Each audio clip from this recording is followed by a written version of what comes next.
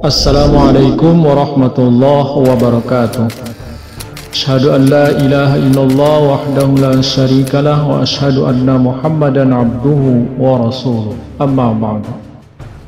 Babi adalah sejenis hewan ungulata yang bermoncong panjang dan berhidung lemper dan aslinya berasal dari Eurasia. Karena dianggap memiliki banyak persamaan dengan manusia secara biologi, sehingga hewan babi sering digunakan dalam penelitian medis. Fungsi jantung, ginjal, dan pankreas babi mirip manusia. Alat-alat kedokteran dan juga obat-obat baru juga sering dites menggunakan babi. Yang sudah diketahui umum, hewan babi banyak dimanfaatkan untuk obat-obatan dan makanan.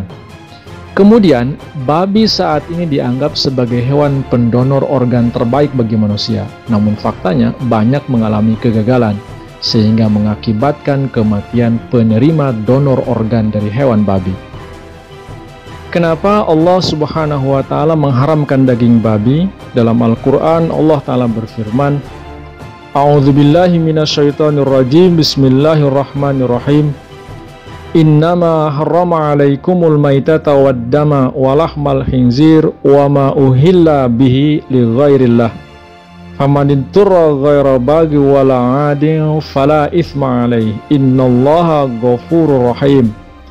Sesungguhnya yang diharamkan bagimu hanya bangkai, darah, dan daging babi dan apa yang disembelih dengan menyebut selain Allah. Tetapi barang siapa terpaksa bukan melanggar peraturan dan tidak melampaui batas, maka tiada dosa atasnya. Sesungguhnya Allah Maha Pengampun, Maha Penyayang. Quran Surah Al-Baqarah ayat 173. Mengenai haramnya babi ini terdapat juga dalam Al-Quran Surah Al-Ma'idah ayat 3, Surah Al-An'am ayat 145, dan Surah An-Nahl ayat 115. Dalam syariat agama Yahudi juga mengharamkannya. Nabi Isa alaihissalam juga mengharamkan babi, namun umatnya kemudian banyak mengingkarinya.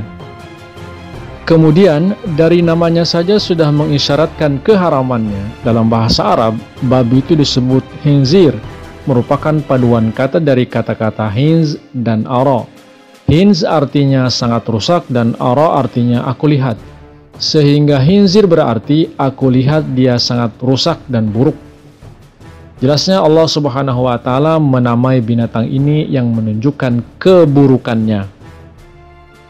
Sudah diketahui oleh umum bahwa babi ini hewan paling hebat dalam hal makan kotoran dan tidak punya rasa malu, serta dayus. Dayus merupakan istilah atau ungkapan bagi suami yang istrinya tidak setia dan dia tidak peduli serta tidak punya rasa malu. Kemudian banyak jenis hewan dan burung yang mencuri hasil kinerja petani demi kelangsungan hidup mereka, di mana mereka tidak ada menghancurkan pohon dan tanaman hanya karena kesukaan belaka. Namun babi merupakan pengecualian karena kecenderungannya sangat merusak, telah menyebabkan kerusakan lingkungan dan lahan pertanian. Karena dianggap sebagai spesies invasif, banyak negara memiliki program untuk memusnahkannya. Babi juga dikenal bertabiat buruk, yaitu memakan bangkai anaknya sendiri. Tidak ada hewan yang lain di muka bumi yang pernah memakan bangkai anaknya yang mati. Seekor singa yang haus darah ataupun serigala yang ganas akan lebih memilih mati kelaparan di samping tubuh anaknya yang mati daripada memakannya. Anjing juga tidak pernah memakan anaknya yang mati. Babi sebenarnya vegetarian, tetapi karena suatu insting yang keji, mereka suka menyantap bangkai anaknya sendiri. Sekarang nyatalah penyebab mengapa ia diharamkan, yaitu menurut hukum alam, daging binatang yang kotor dan buruk itu juga berpengaruh buruk pada badan dan ruh, sebab makanan berpengaruh pada ruh manusia. Jadi tidak diragukan lagi bahwa yang buruk itu juga memberikan pengaruh buruk. Tabib-tabib Yunani di masa sebelum Islam pun menyatakan pendapat bahwa daging binatang ini mengurangi khususnya rasa malu dan memperbesar sifat dayus. Itulah sebabnya di dalam syariat Islam memakan bangkai juga dilarang, karena bangkai pun menarik pemakannya ke dalam sifat bangkai.